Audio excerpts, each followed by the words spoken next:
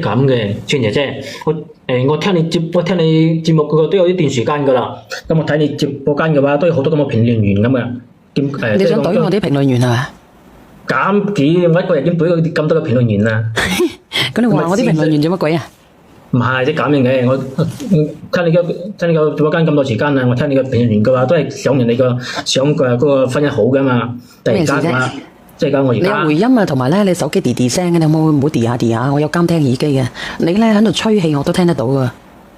哦，咁啊，係啊，好，即係咁樣嘅話，我而家嘅婚姻出咗啲問題啊，我就係想挽救下我嘅婚姻，我都唔想出，係我唔想出咗交啊，定係出咗軌啊，定係做乜嘢？都唔算係出軌噶，呢個可唔可以幫下我，幫下我？你唔係出咗軌？唔算係出軌啊。唔算係出軌啊！個蟲草我唔講住，我去咗先講嘅就啫。咁你唔係出咗軌嘅，咁咪係因為婆媳關係啊，定係咩關係啫？係同我老婆有個即係咁講咧，即係有矛盾啊！有啲咩矛盾啊？你能唔能夠講啊？後尾即係我都唔知點開口啊，後尾冇講啊。就係而家我老婆即係有咗 BB 咋啦，我可以。你肯定出咗軌啦！如果咁樣嘅話，係咪出咗軌啫？定係咧同你老豆老母唔啱啊？你老婆出咗軌啊？你老實講啦。都唔係啊！如果不如你先連到佢先好冇？佢而家等緊啊！如果唔係嘅，佢等人都唔連咗得啦。我等陣唔連啊！咁你又唔講，你又唔講。我約咗佢好耐噶啦，嗰陣之前連上嚟噶，如果唔係嘅話，等陣佢就唔連咗啦。咁你唔能夠講咩？等日先講啦，先連佢上嚟先啦。仲講嘛？佢晚都瞓啦，佢都走咗啦，等陣。你幫我點讚啦，叫啲人上到6000人啦。我見到有個人匿名連咪嘅，好，見到有個匿名連咪嘅。你想點樣啊？秀文姐，秀文姐咧，我發現咧你係我忠實聽眾嚟嘅，但係你個閪佬咧日鳩日話我，屌你男人定係女人嚟噶？秀文，你個閪佬。你話俾我知啊！你日日都叫我西婆噶喎，你話俾我知啊！你到底咧？你做咗啲乜嘢？嗱，我念啊！喂，喂，小瑩姐姐好。你好，你係約咗兩公婆約咗上嚟係咪？兩公婆做乜嘢啊？嘈交嘅無啦啦。冇做啦，佢約我上嚟噶。係咯，咁唔係嘈咗交咩？佢話佢同你唔啱定係點樣？到底咩事？我問緊咩問題？又話叫咗你上嚟先吓？有一啲事跟我婆婆，跟我家婆有啲事，同佢。不如你哋講下，到底咩事啫？你問佢啦。咩事啫？冇講，我喺呢度講得嘛。咁你到底咩事？你唔講嘅，你連上嚟把撚啊？吓？點㗎？都唔知點樣開口。開啦！佢叫我上嚟，佢叫我上嚟做咩咧？佢叫我上嚟。咁你想點㗎？究竟你連咗上嚟想點㗎，哥哥？我真係想幫我叫你幫我開解下佢，唔好嚟開。點開解啲乜鬼啫？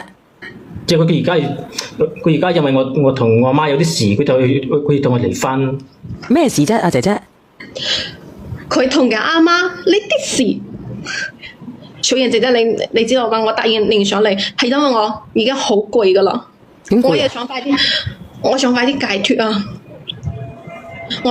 我想陳浩斌啊，你放手啦！我都唔想跟你咁樣落去啦，我真係冇辦法接受你做嘅事。咩事啫？因為佢答應我好好噶，但係我都冇改過。咁其實咩事啫？你問佢啦。咩事？答應我咩事？唔係啊！你講個嘢我都改咗，我都係改咗你啊！咩事啫？咩事？即係我都唔知點開口啊！嗰啲事。唉，咁你講啦，你唔講嘅話，兩個。因為嗰日我問佢，我話你對我講，你要加班。佢話加班要加好夜，好夜先翻嚟。佢跟我講大話，你知道嘛？佢呃我。咁佢去咗邊度啊？佢去到佢阿媽嗰度。佢呃我，佢明明答應我冇去過阿媽嗰度嘅，佢去加，然後佢呃我話佢去加班要加好夜。咁點解你要去咗你阿媽嗰度啊？阿哥哥。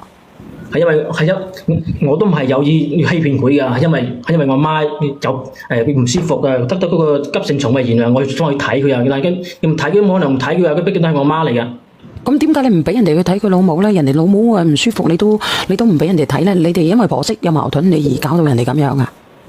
小燕姐姐，你如果聽到我講呢件事嘅話，你絕對唔會咁樣講噶啦，因為佢哋兩個好核突啊！點核突啊？兩個謀害你？冇咁嚴重，謀害佢。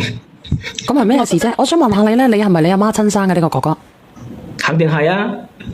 咁發生咩事啫？你講啊！佢話叫我，而家佢叫我上嚟，佢叫我原諒佢，佢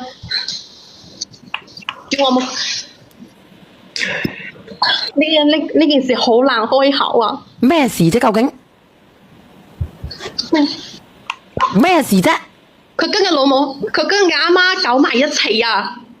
你講呢個變唔變態咧？以後佢上嚟話要挽救我哋嘅婚姻，呢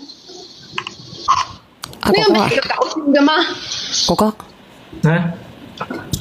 哥哥，我問下你，你係禽獸定係人啊？肯定係人啦，點解禽獸啊？咁我問你，你做咩做呢啲嘢嘅？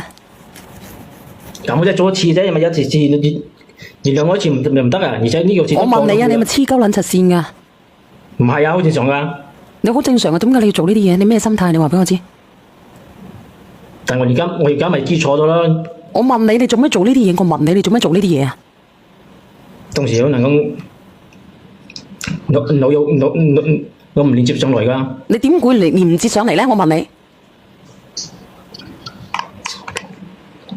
你出唔到聲啊你？嚇？可以啊，得。我當時都係解眉生竅㗎嘛，我都後悔。我問你啊，唔係我唔問你啊，你發瘟喎。唔係發瘟啊！我真係唔知道唔知道講啲乜嘢好。我真係我唔夠膽講，因為太變態啦。係㗎，小燕姐姐，佢叫我連上嚟，佢又唔講，佢叫我口呢一個，叫我原諒佢，原諒乜嘢咧？聽到呢件事，你碰到呢件事，你可以原諒佢嗎？我唔知講啲乜嘢好，我而家。我真係做咗一次啫，點解唔可以原諒我啫？我就都已經過咗佢咁耐啦。嫁俾你好煩啊！你講。你話一次，我嫁俾你3年啊！我一開始我嫁俾你嘅時候，一開始我都唔知道你阿媽點解要處處幫幫我。哥哥，連我呢個房事佢都要管嗰種噶。姐姐，我想問一句，你家婆係咪生你老公出嚟㗎？係。我有咁樣。唔係，我而家意思係咪阿親生仔同親生媽搞埋一齊，係咪咁嘅意思？係。哇！哥哥，阿小頭先你話佢畜乜嘢生？多謝歡樂，多謝。係啊，佢侮辱畜乜嘢生啊？畜乜生都不如啊，哥哥你。仲要原諒姐姐，如果你自己養大嘅小朋友得唔得？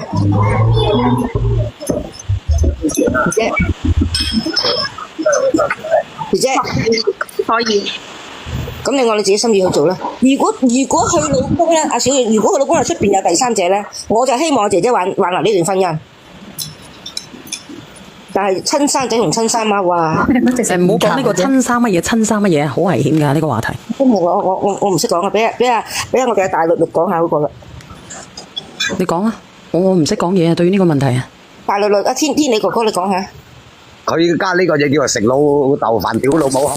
你有素質，你有素質啲啊！大律律有素質啫，大律律。真係羅鼠批喎，真係挑嚟羅鼠批啊！挑你老鼠批。你講嘢我真係唔知，你唔好笑喎，係好嚴肅嘅喎。根本都唔係人嚟，唉！唔係啊，禽獸不如啊，真係禽獸啊，都仲比佢好。我咪就係天你哥啊，你俾我講一句，我感覺佢咧仲係笑住喺度講嘅男人。一次啫嘛，係一次啫嘛，佢完全一啲誠懇嘅道歉悔意都冇啊！佢就嗰一次啫嘛。係啊，一次啫嘛。係啊，佢而家上嚟挽留我，挽留乜嘢咧？就憑我呢個事。人家嗰個喂嗰個老婆啊，你可以喺法律上追佢，賠償你嘅青春損失費。你照離婚啊，起訴離婚，攞翻個青春損失費。如果佢唔俾嘅，你就爆呢鑊嘢出嚟，佢全部抽晒。唔單止佢淨身出戶啊，你家人咧就睇下有咩有相關財產全部收晒喎。可唔可以冇離啊？我而家上嚟係開價，佢冇同我離婚㗎。阿姐姐啊，離硬得㗎，你唔使諗啊！你啲咁嘅，你話邊個嚟緊到？阿姐姐啊，平時你俾我問一句先，阿姐姐啊，你個奶奶係咪有問題啊？唔係啊，我哋屋企嘅事，你哋冇咁多下。你又叫評論，咁評論員都係俾1蚊上嚟啫嘛，你都係1蚊，大家都1蚊。你上嚟有咩問題啊？係嘢嚟，同你媽講咪係咯。姐姐，哦，你個奶奶咧，其實係咪本身精神上有啲問題啊？定係話真係一個好正常嘅人嚟㗎？冇問題，佢就係冇問，係。就中比較中意做嗰啲詞。佢講乜嘢？佢聽唔清佢講嘢。你講乜嘢聽唔到？唔好啊，姐姐個信號唔好。阿姐姐，你嘅信號好啲得唔得啊？好㗎。我係想叫你幫我騙下我老婆啫，咁啲嘅事都唔係啊。哥哥，如果你係出邊揾三小姐咧，我就會勸你老婆唔好分開。哥哥，如果係三小姐，我一定勸你老婆。仲有得勸啊！平常心態，如果係3小姐仲有得勸啊！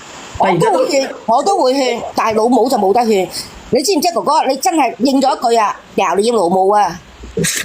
咁粗口咯，我哋直播間嗰啲人。粗口我講咩都少會鬧佢老母啫嘛。變態嘅。每個人都有犯錯嘅時候啊，佢原諒我一次我唔得啊。咁我問你啊，阿姐姐你講下啦。我話我而家點樣對你㗎？我嫁俾佢嘅時候，佢阿媽處處針對我，講我好，講我咩事都唔做家務啊，講我唔會照顧佢啊。而家呢，就係連地衫底褲都係佢爭住死㗎。然後我一開始因為屋企嘅獨仔嘛，我覺得比較重啲㗎，然後重慣佢㗎。如果唔係呢次我生完仔啊，帶佢翻外家嘅時候，然後諗起有啲嘢冇帶翻去。多謝呢個朋友仔嘅禮物嚇。然之後呢？然後翻嚟我一天都趴咗咯，睇到出事發，睇到個背脊都冇發，真係好弱。姐姐，我想問一句，我係個頭先呢個打字嗰個評論員問你嘅，你有冇加工㗎？有。哇！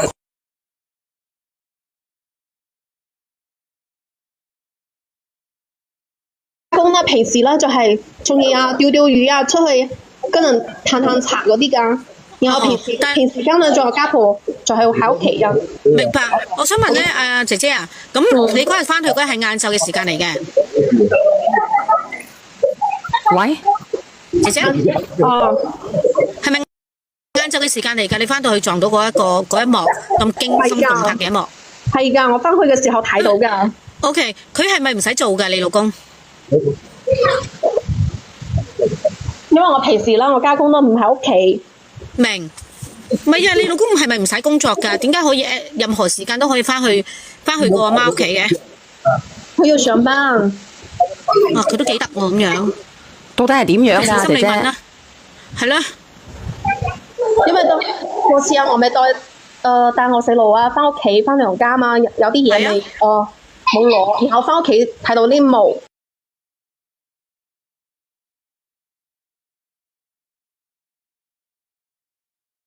咁你不如直接講出嚟啊！你唔好咁囉嗦啦。係啦，你不如直接講啦，反正都揚咗出嚟啦，我哋都估到晒咯。小妍姐姐，你知道嘛？當時佢哋兩個瞓喺牆上去，然後嗰條嘢插埋一齊，然後個女啊。